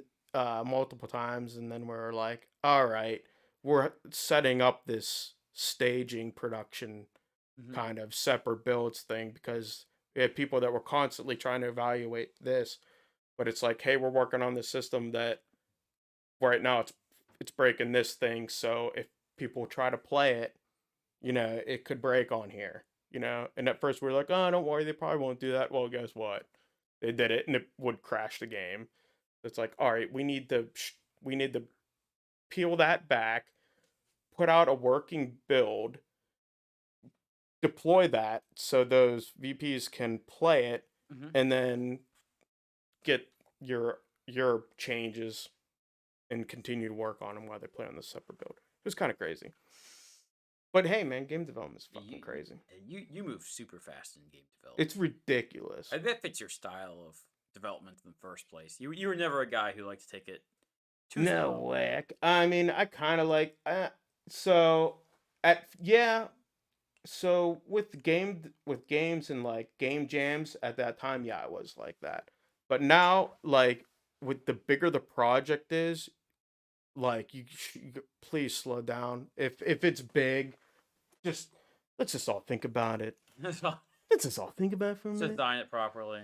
Yeah, well, not even you don't even have to design it properly. You could just like just having your engineers all together in a meeting and being like, "Hey, yeah, I'm building these mini games," and someone else is like, "Oh, well, I'm building the game state. How would that kind of integrate together?" Well, your game state's keeping track of what? Your mini games. So like, okay, I think we're gonna have a couple here. You know, we're gonna couple our stuff. You know, what are you thinking about? Tracking, or what are you sending out when the game completes? Oh, I'm sending out a bull whenever everyone finishes when this person finishes this mini game, just sends out a flag, say, hey, this mini game was complete, so it goes up on the, you know, the total tasks complete. I'm talking about Among Us, you know. And so there'd be like that, you know, that kind of stuff. It's whenever you have everyone kind of like, hey, you're gonna do this. What it really breaks down is if the lead engineer isn't communicating between all three, like and then telling everyone all three Hmm. all of the information, it gets a little fucked up. And I learned this shit when I was a lieutenant Okay. in the army. I would be like, okay, I'm gonna go get the brief from the captain, Hmm. and I'll go back and tell my platoon what's up. You know, I'd get the full brief, and I'd go back and tell them what I think it was important. Wrong, wrong, wrong. Because What? Oh, because what's wrong about that? because people don't like it when they aren't told everything. Just Okay. they're like, hey, wait, we're doing what? Lieutenant O'Toole didn't say we were doing that. They're like, well, Lieutenant O'Toole didn't think it pertained to you, but this is why that's going on. Be like, well, I wish Lieutenant O'Toole would have told me we're doing that because it kind of does pertain to me, Okay, I right? see. And it fucks me up a little bit, right? Transparency is important, is what you're saying. Yeah, but you just don't know because you're not a freaking hive mind. You just don't know. You just don't know. You know, things change on the fly. So if I would have told someone something that I decided not to tell them, Hmm. you know, and if I had maybe mentioned it, and so whenever they pivoted during their work, they'd be like, "Oh, Captain O'Toole mentioned this, so I'm gonna blah, blah, blah, blah, blah," versus me not mentioning it. And then they're like, "Well, I don't need to like fix that because he didn't mention that." And it's like, well, now it creates a problem, and no one mentioned it, and now we're just wasting fucking time. Hmm. You know what I mean? And that's leadership 101. But but yeah, like it's all about like that middle management with that kind of fast pace. And you know what it really matters too is in game development is having a team that works together really really well. And with that comes like it just takes time. It's like a band. Hmm. You're gonna sound like shit no matter who you are when you start playing together. You know, and of course, if you have a bunch of rock stars together and they could all come together and sync up pretty well because they're rock stars, all right. But I'm not a rock star. You know, I'm just an amateur. So Well, that doesn't even always work, right? I mean, how many right. times do you have like NBA teams where you put what was it like the Olympic basketball games, right? We used to try and put like some of our big all stars all on the same team. They wouldn't work well together because they're all trying to take the ball and score. Right. Yeah. You know, so even Yeah. then, when you have big rock stars, sometimes they don't get along. Yeah. You know, Yeah. it is more about the teamwork and building that up, and Yeah. you know, expecting what that next person's going to do. And yeah, and knowing what how other people are thinking, how other people, especially in programming, how like because you don't know how people think. You know, it takes like I don't know, but what you think a good ramp up time is, but I think a engineer coming into a decently complex system needs 6 months to actually lay down something decent, or some code that doesn't need to be like, I have faith in this person after 6 months because Yeah, I mean, it definitely like, depends on the size, but yeah, like, yeah, I agree. And it takes a lot of patience from the people in charge of the project. If you let somebody on their own, like, go on their own, it's a rare developer that is useful in 6 months. If you just kind of say, all right, you're on this project, and you kind of give them a little bit of instruction here and there, like they need a surprising amount of handholding. yeah. And that's And fine. It's an investment. as if I was at the top of my middle manager, I'd be like, you hold that hand and just hold the hand. Yeah, yeah, You know what I mean? You hold it. Don't be like, oh, well, I have to hold his hand. Why aren't you holding their hand? yeah, yeah, yeah, yeah. Because they unless I don't know, if I hired a psychic Mm-hmm. or a freaking medium who can read minds, he doesn't know shit. Or they don't know shit. You know what I Like mean? I was looking at, The teaching, the mentor, I call it the force, like the master, apprentice, and the see one, do one, teach one method is incredibly powerful. It's mhm. wildly powerful. I could take Go through that method real quick though. By the way, see one, do one, teach one. yeah, yeah, yeah. So like it's kind of like the med school. I got that from the med school. It's like, use first off, the med instructor will show you how to do the the um Mm-hmm. the surgery. Then you go back to your fellow classmates, and then you see one. Oh no, then you practice. You do one. You're Yeah, like, okay, I saw the doctor do the surgery. Now I have my patient. I'm gonna do the surgery. I didn't kill him.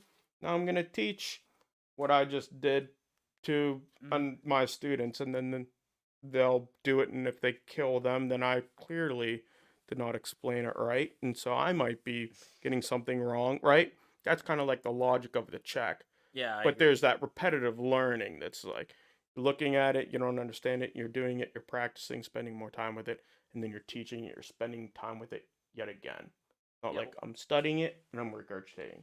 well, it's not It's just better than that. it's not just the repetitive nature. It's also the fact that it's from different perspectives. You It's do it. different perspectives. You Yep. know, that's that was one of the things I've learned about teaching is a lot of people will offer up a class just because they want to know something deeper, right? It's like, Yeah. okay, I've already looked at this. I know what X subject is, but I don't know it deep enough, right? And so then they teach it, and it forces them to come at the subject in a different perspective, right? And so Yeah. now they have a more comprehensive way of doing it. And it is like, I have definitely learned you learn the subject differently when you teach, and it's a very Yeah. humbling experience because not only are you learning, you're learning in front of other people, and they're calling you out real quick a lot of Yeah. times. Yeah, yeah, What's yeah. great, I like how you said that, perspectives, because whenever you teach, you had your perspectives when you came in, Mhm. but they got all theirs. And you're gonna go through each one and you'll be like, man, that student's thinking off crazy, man. I like it though. I like it. I like We the way you had think crazy. Yeah. I had David Bernal on last week, and he was one of my first students. And he's definitely one of those people who like surpasses the teacher, right? Like he's gone off and he's doing great No for greater himself. reward. Yeah, it's absolutely No amazing to greater see. reward. It really is. Like It it's really is. yeah. And but he was also the student that was like halfway through the class already trying to surpass. And like he's like asking questions and thinking about things and whatever. God, That the I'm just like, engaged student. Yes. yeah, yeah, yeah. And it's like he would ask questions. I remember it doesn't like I've taught the class several times now, so it doesn't quite happen as much. But he would ask questions, and I'd be like, I've never thought about that question. Like Yeah. I don't. Yeah. And sometimes I'd be like, we're gonna move on, and I'm gonna get back to you tonight at like midnight. Yeah. Yeah. And I'm like back. I'm at home like googling stuff and stuff. Yeah. I'm like, man, that's crazy. Yeah, like how did he What think is of that answer? Yeah. What is it though? Yeah, it's such a different perspective. Yeah. So is teaching rewarding for you? Always. It always Yeah. has been. I've always, even when I was TAing Mm-hmm. at Pitt, I loved teaching computer science. I loved whenever people grasp like methods and Seeing passing arguments. the Yeah. light bulb go off. Yeah, because it's like, ooh, they've learned the passing of arguments. It's like, now that, because at that point, you're like, I can do anything. Well, you can't do shit. but you think you Maybe can you do think- yeah, everything. You see, Yeah. you see the But possibilities. you see it, yeah, you're like, whoa, it's like looking up to a big landscape. And then you're like, all right, I gotta step into that. Like, and there's a lot there, and it's a long journey. It's yeah. But yeah, it's art for me. It became my art form. Yeah.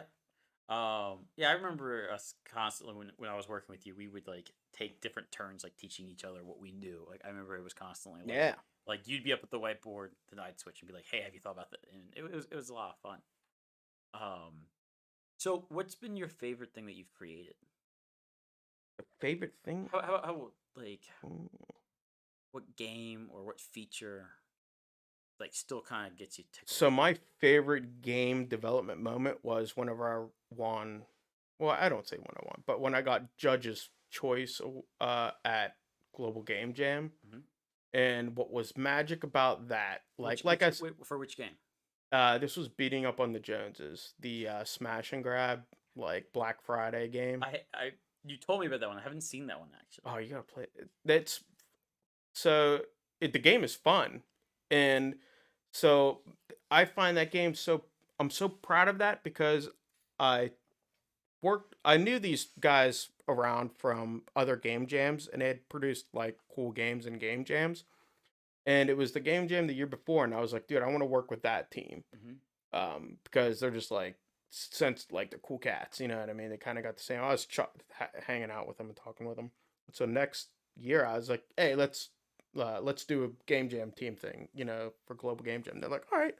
Never worked with these people, you know. It was me, two of the guys from Wither Studios. And they have their own kind of like uh game out now too, and they're doing great. They're small, right? They're like 5 people. Yeah, like three from what Three? I know. Three or Oh, okay. 4 people. Yeah. Maybe now Wither Studios been around for a couple years now, though, right? Yeah. Oh yeah, for a couple of years, yeah, Yeah, for okay. sure. But yeah, so it was just like I'd never worked with him before, but like he started code and I was coding and like we were just communicating really well. Mhm. There weren't complicated systems, but at that point he was doing like the AI thing, and I did all like the audio, like all the systems that people hate to do, like the UI, the Somebody's fucking got to do it. some putting all the put in the sound, putting all that crap, do like the content flow, and I had Andy there, and I was like, Okay. we're gonna use script. It was like it's the classic right time, right way to use scriptable objects was like this data container thing for the items that you grab, Mhm. and it's like just like you know, grabbable item. Here's like the field for the sprite. Here's how many points it is. Here's like the details you want about it. And Andy was banging them out. We had so many toys and different items. Because he was making these small little sprites too. I was like, I didn't know you were in the An sprite artist? work. Yeah. And he was like, well, they're just Well, yeah, little sprite. sprite, you know what I mean? And he took like pictures from the internet and shit too. And just started throwing them in there. And he was doing it for like 6 hours. He was banging out contents. We actually had a ton of fucking toys in this little supermarket. And then my theory was like I wanted to like stand out in this game jam. You know what I mean? I wanted people to play my game, so made it a 4-player Mhm. couch co-op. So naturally, that gets 4 times the amount of players you're playing your game. So everyone has more of an experience. Right. Be a crowd around it. Yeah. And then I had it in my head. I was like, I want to make a game where you screw each other over because those are the best games. Like where you're competitive against like someone else. I see you, Mr. Backstabber. Yeah, like it's always fun to play. I love those like Super Smash Brothers. It's a game. It's a game about like screwing your buddy over. Like throw a mine like at the edge of the freaking. You just play Gandalf. You sit on the edge. And Right. Anyone who comes, you hit This is them hard. whenever people played Smash Brothers with items, right? Oh, we don't do yeah, it anymore. Yeah. Forgot about the Right. Yeah. But like always love those games. So but one funny thing that I just like programmed it out really quick and didn't even think about it was the grab collider volume. Whenever you grab like an object, it would be like, hey, this object's this person's now. You know what I mean? But I wouldn't say like they own it and lock that ownership. So if someone came by and click the grab over your item, it'd swap from your hands. So it created this mechanic where you could like on the fly swap, just grab things right out of people's hands. And so whenever they find that out, they're like, oh shit, they start like keeping away, like holding the item over here. Because it was a top down, so you could rotate the character around. So they're like running out the door and like keeping people away from them. And I was like, yes, it's emergent. That's emergent. I didn't know that was gonna happen. It's Right. staying in there, you know what I mean? It was just I didn't even think. I was like, oh, on grab, it's theirs. Not like, Mhm.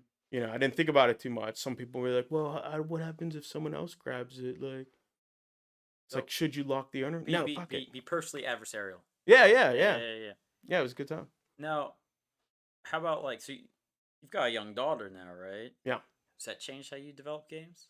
I have more of a interest in kids games.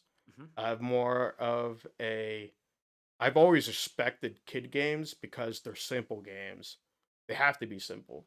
Mhm. And simple games are tough to make. Really good But simple games. clear, maybe clear. Like they're clean. Clean, They have to yeah. be yeah, kids games have to be clean. They can't have any kind of ambiguity, right? They can't have, Yeah. and they also can't really have too much assumptions, right? So a lot of games you have like assumptions. If I click this, I expect X to happen. It needs to be very Right. clear in kid game because they haven't learned the assumption yet. Yeah, there's absolutely no learned bias at Mhm. all. Like yeah, there's none of that. And so like I'm still figuring out just how they really do that. But then you look at some of the games and you're like, man, this game is pretty fucking shitty. You know, like cuz there is a lot of shitty kids games out there. Yeah. That are totally I can there's kids games that I can spot that I'm like, dude, that's a Unity asset. Like I'll be like, I know that asset from the asset store, you lazy bums. You know what I mean? It Low poly trees.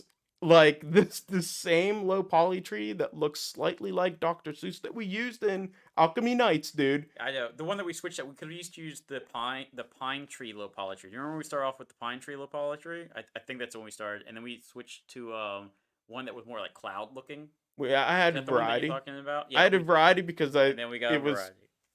it was I was like couldn't get over it. I was like, yeah, it looks too You were so mad at the low the poly trees. well, there wasn't any variation of them, and there are multiple issues with those low poly trees. But a low poly tree is a wonderful thing to have. I think we ended up having 3 different trees. I can't remember the Yeah. third. But yeah, And no, then like you rotate and like shrink them a little bit, yeah, and make it a little bit and rotate them. You know, it's like okay. yeah. But yeah, you start to see like I remember by the end of Alchemy Nights, man, we were starting to get to the point where we could recognize if that was from the asset store. Absolutely. You know, we would go into game jams and be like, yeah, I know where you pulled that from. I know that asset. Yeah, it's really weird how you can. Tap that asset. That's right.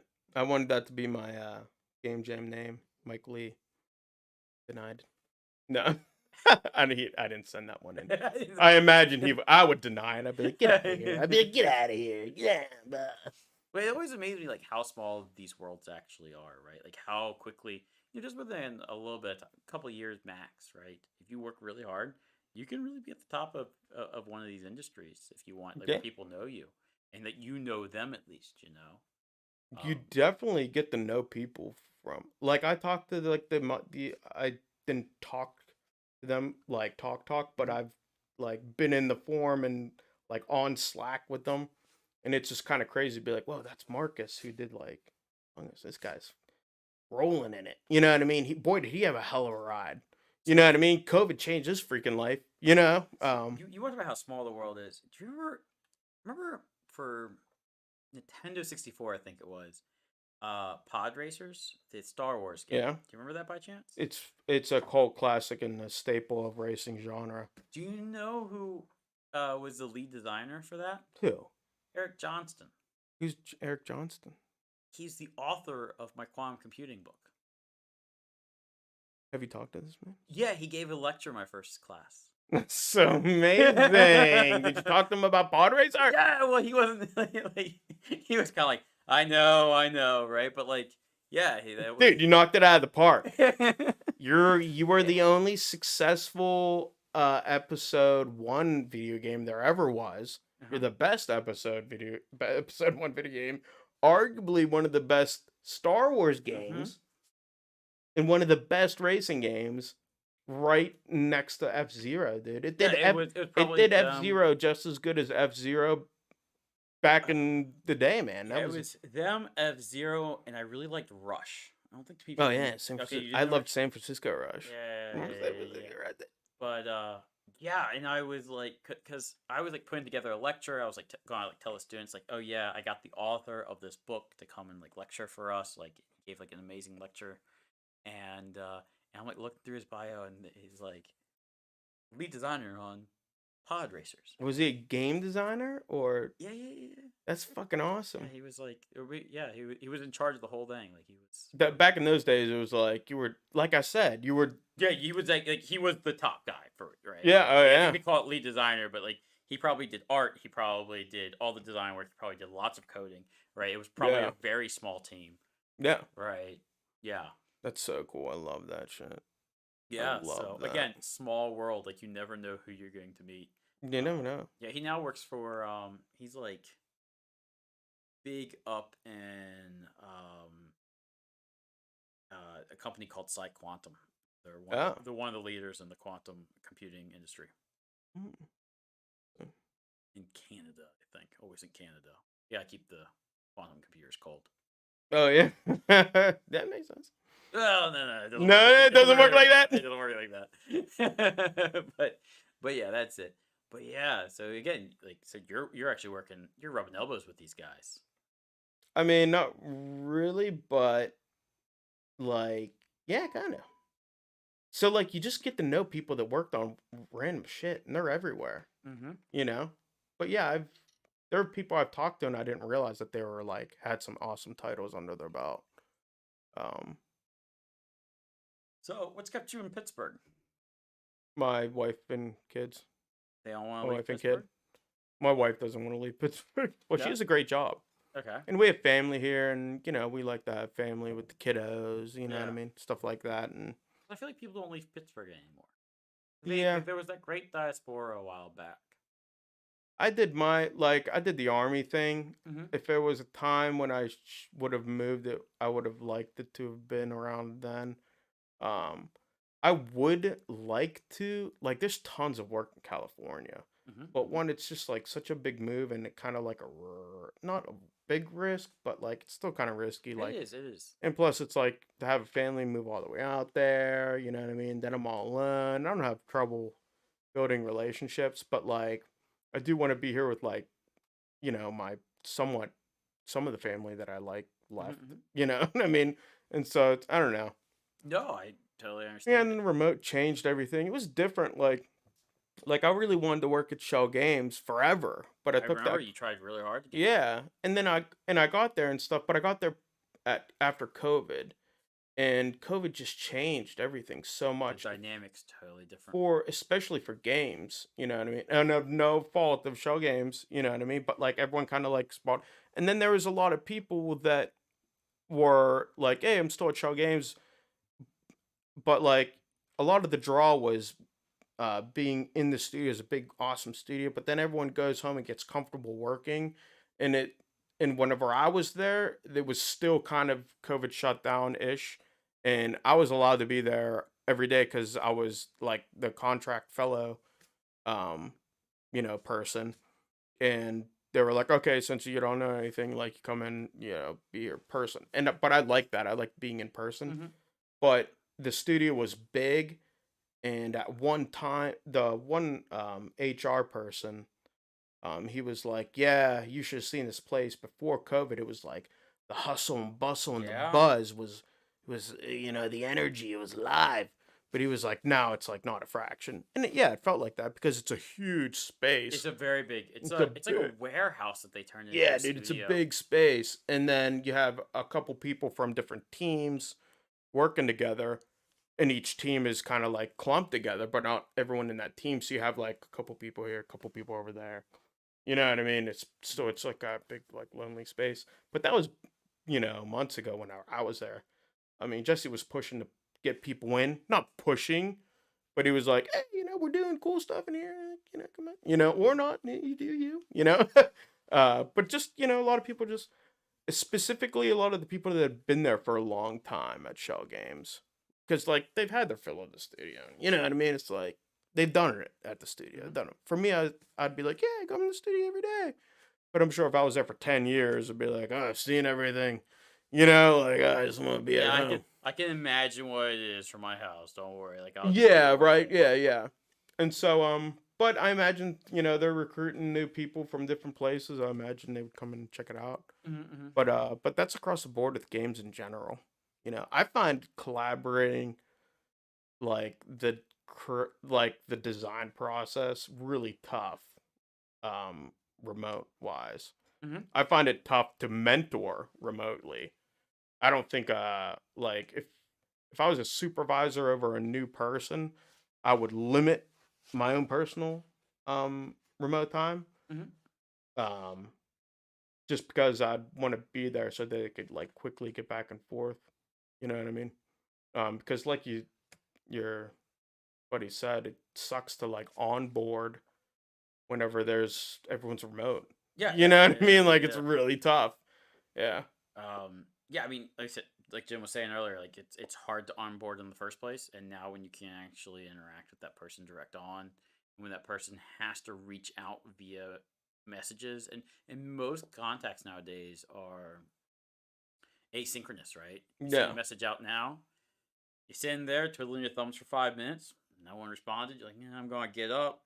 You like go get a drink or something. All of a sudden, someone's texting you like, "Oh, I gotta run back to my computer." Right. That good stuff. And yeah, it's the asynchronicity. It's a killer. It's a killer for production. Yeah. No, that makes a lot of sense. So you got any big ideas? Like, what's your big dreams? Your imagination's always going. You have any dreams? I am rebuilding. I'm recreating. I'm reimagining. No, nay. I'm building a game that's heavily influenced from all the how do I say it? I'm making a game. All right, I'm making a game that's totally out of fucking scope and it's not going to be out for a long time. So scope creep, you love it. I love it. But I'm doing this game because I'm trying to not work in the game. The game industry doesn't want to let me go, unfortunately. I'm trying not to work in the game industry because it's tough. It's stressful and like it doesn't pay as well. It's a young man's game. Yeah, it's a young man's game. It really is. It really is. That's the best way. Yeah, it's a young it man's is. It's a game. young man's game. Rewarding, great, but like it's a young man's game. Yeah. And so now that I'm trying to get out of, whenever you're trying to get it in the industry, you want to, all your personal projects need to be small and you need to get them out there so people can see and play the games and blah, blah, blah, blah, blah. Clean, snappy. Yep. Move it on. Moving on. Yeah. They don't want to hear about your freaking dream project because it's just out of scope or whatever. Well, it's also because it's not their dream project. Yeah, true. Yeah. Right. And so, but me, now that I'm out of that and now like my personal project, I just want one personal project. I'm obsessed with the game Jagged Alliance 2. It is holler at your boy. You know this, Jim? Yeah. What's it like? Fine wine, my friend. Well, Jagged Alliance 1 was like a top-down, turn-based. Okay. And then 2 was roughly the same, but with increased graphics. But it changed game company, so it wasn't quite the same. It changed what company? It changed companies. Like a different company made Jagged Alliance 2. No, this is like the Call of Duties, right? Like every other year they would change which company made the Call of Duty franchise.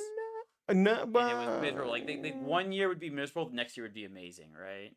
I don't know That was more the design structure. They just were pumping out the exact same game most of the time. Yeah, pretty much. Yeah, it was like. So this really felt that different between the two companies. It has some of the most complex. It has one of the most robust, RPG systems I've ever seen in a game. Okay. Shit like, so Jagged Alliance 2 is a game where you have these mercenaries. You own a mercenary company, right? Mhm. And you hire them, and you have to pay them and everything. And you are hired. Your mercenary company was hired to take back a island country from an evil dictator or something, right? Yeah, and so you start off, the game opens up with that it looks very 90s. It looks like this game, the theme is like an 80s action film with everything's hyper masculine, you know what I mean? And it looks very much like Fallout 2 graphics Okay. graphics s, and very much like Fallout 2 when you have like the action points and like, all right, you spend 8 action points to aim at this guy and fire, you know. But where the game really shines is like it's like part point and click adventure game. Um, it's part HR management, Mhm. it's part tactical shooter, and it's part, I'd say, military, or I'd say like just straight up CRPG, and If you then if you've ever military played like tactics. XCOM 2, Right. it's like I that. know what you're talking about. I haven't played, but I know what you're talking But about. picture the characters being like actually interesting and being able to interact with each other in different ways. XCOM was pretty. Like I played the first one a lot more, but like the Russian guy hated the Fidel guy. Okay. So Yeah. every time they worked together, sometimes they'd start firing at each other, or Oh, it'd be like, I "I thought quit." you mean like Fidel is in Cuban, right? Yeah. I thought the Russians and Cubans got along. Hey man, I didn't make the This game. was yeah, this Oh, is okay. so like I just so they would have all kinds of crazy characteristics. So there was actually a group of there's two mercenaries that are married, but you wouldn't know it unless you read like their bios and profiles and bios and like got into like the files and stuff. right. Yeah, I don't read, so what's the problem? Right? And so I had one of them in my squad and they died and their spouse got fucking their morale plummeted and they left. They left like I was employing both of them and one died and then I was like, why is their morale like plummeting all of a sudden? How dare you And care then they're about your like, I teammate's can't do health? it, I'm leaving. And they left. I couldn't recruit them ever again. I was like, and then I found out I was like, holy shit, that was his wife that died out there. I was like, oh shit. I didn't know they were married. Yeah. You know what I mean?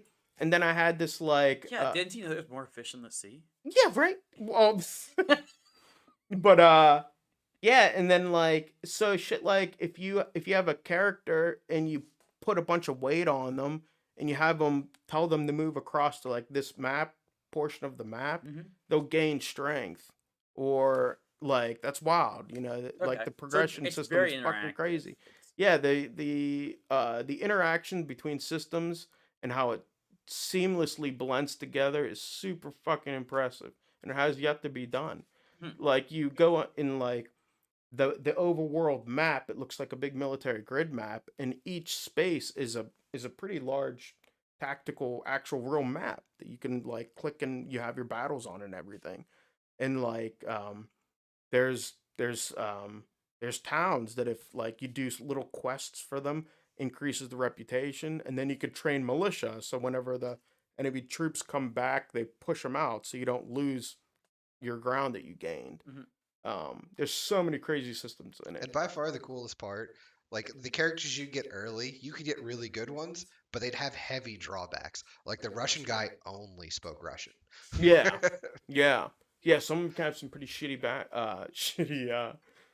Drawbacks. perks. Yeah, there's a perk called Psycho that they'll randomly go into full auto and blast during combat. So you're like, okay, I'll just give them like a single shot, like semi rifle. They get depressed and they'll leave because you didn't give them an automatic weapon. They do what you were They get thinking. depressed. They get fucking depressed and they leave. Like that's fucking You awesome. gotta feel the power. Immersive. You Immersive. love the immersive. You I love it when love it. things all connect beautifully. Yeah. Yeah, I do. Yeah. So what's your idea? Like how you gonna? So I want to recreate Jagged Alliance and I want to get rid of some of the stuff that is just needs to be moderned up. Okay. Um there's some ways of having so whenever you'd sneak around as soon as even if the enemy was aware of you or not, you'd sneak up, it'd stop time and it'd go into turn base. And so you'd like creep and they'd be like, okay, run the turn of this guy. He didn't see you, dink. Okay, now you go creep. Like, okay, he didn't see you yet. Skip his turn. Now you go. Whereas in I think Baldur's Gate 3, Mhm. modern one, and most in like Divinity 2, it's if you're in stealth mode and they don't see you, it's an active runtime. Like Okay. you can get shit done.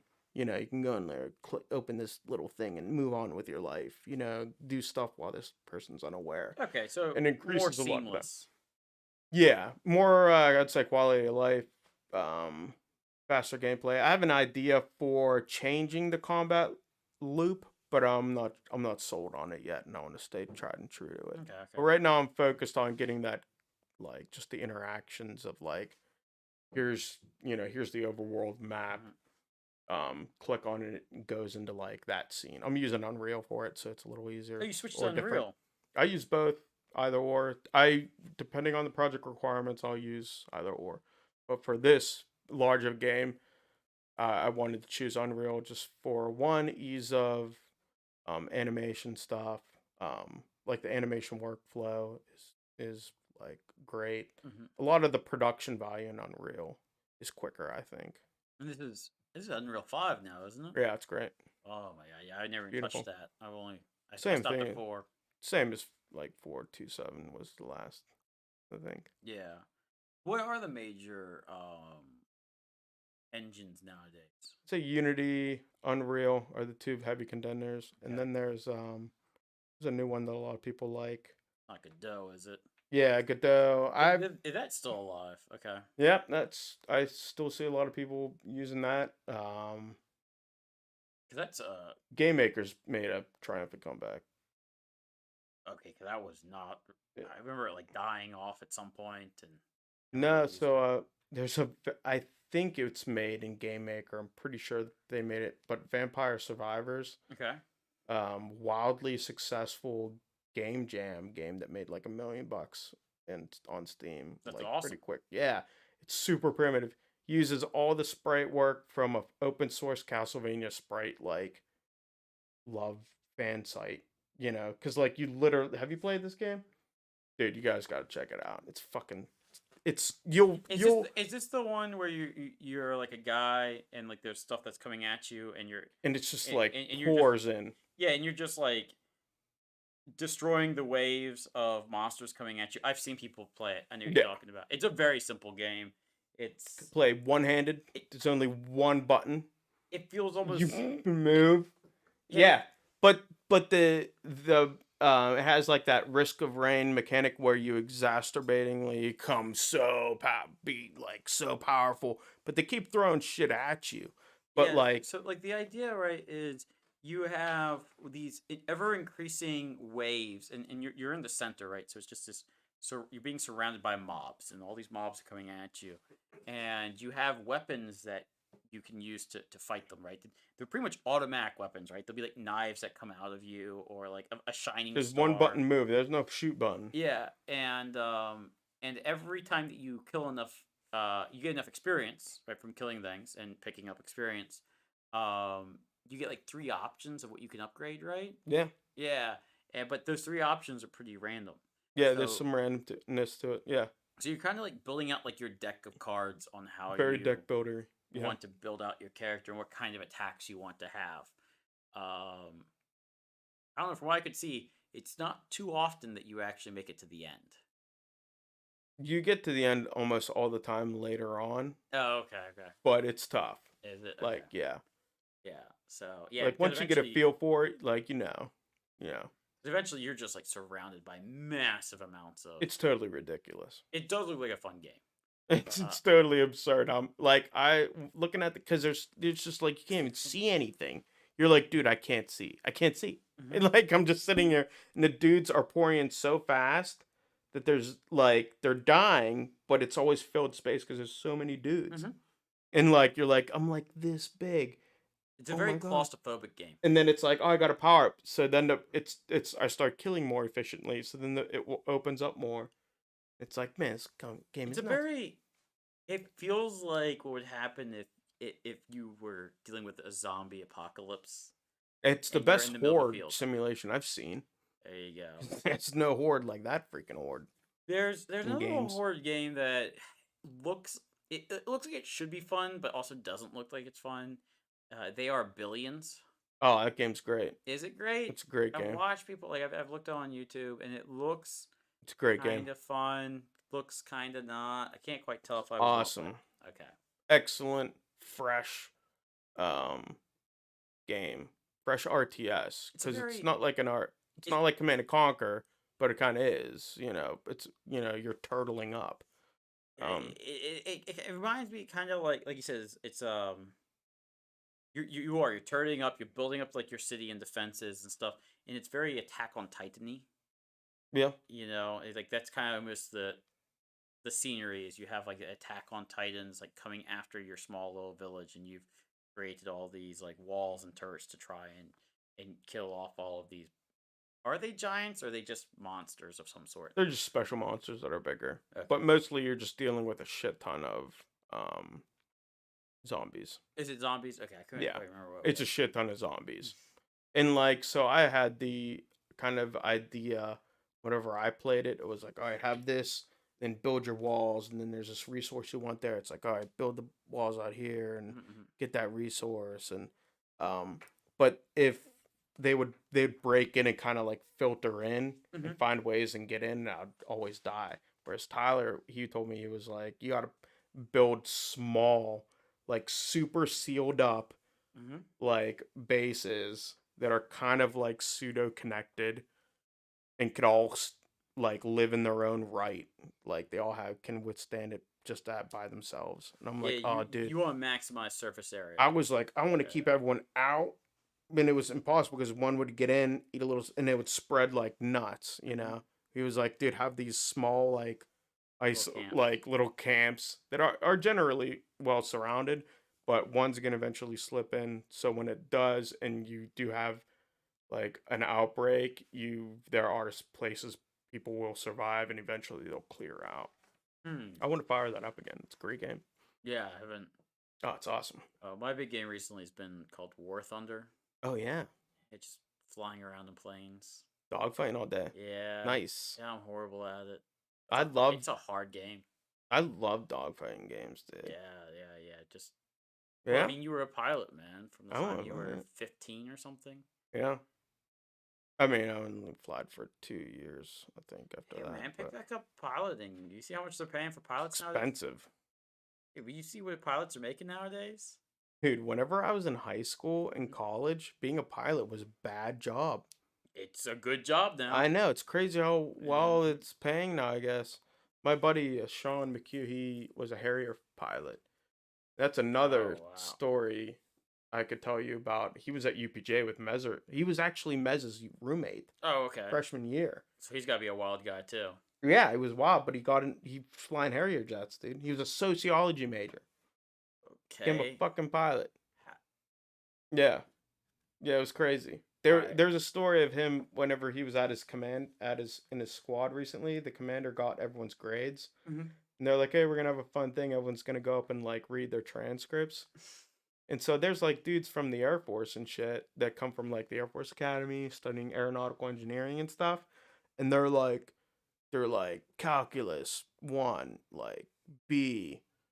And they're like, oh, what an idiot. And he's like, English comp A. And they're like, oh, I hope you know English. He's like, then it'd be like, physics, like A, and then the next guy, like Dartmouth, physics A, calculus A, blah, blah, blah. Get up. Sean McHugh, University of Pittsburgh, Johnstown, sociology major, college algebra F.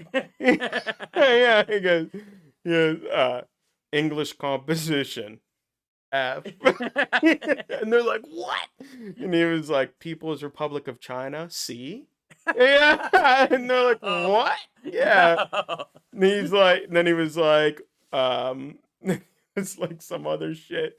And then and they were like, oh my god. Then he's like, sophomore, second semester, college algebra retake F.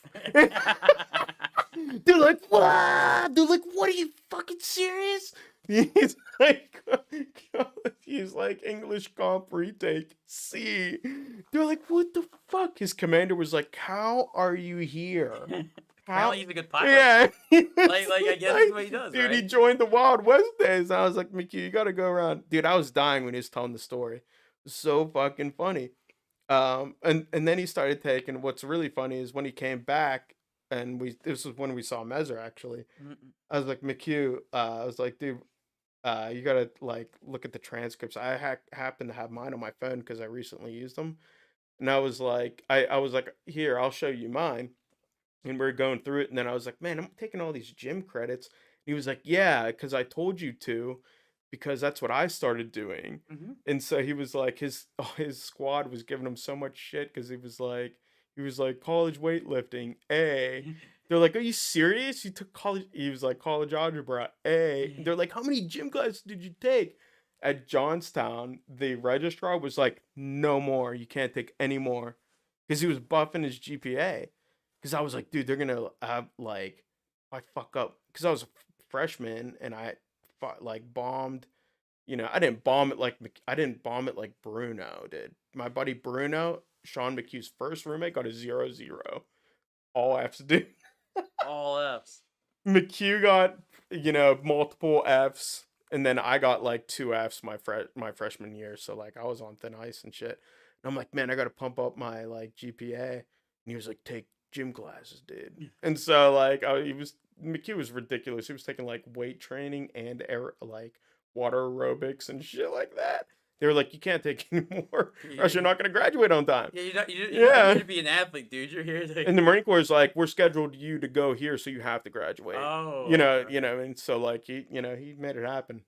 Is he But still in the Marines? so so after, so funny thing, after he after that like story where they like discussed that, like aired out all their grades to each other. Um that it was around the same time when you have to choose to become a major, and if you're an officer and you don't like get it's different with pilots, but if you're an officer and you don't get promoted, if you get passed up for promotion twice, you're done. Oh, really? Yeah, you're done. um and so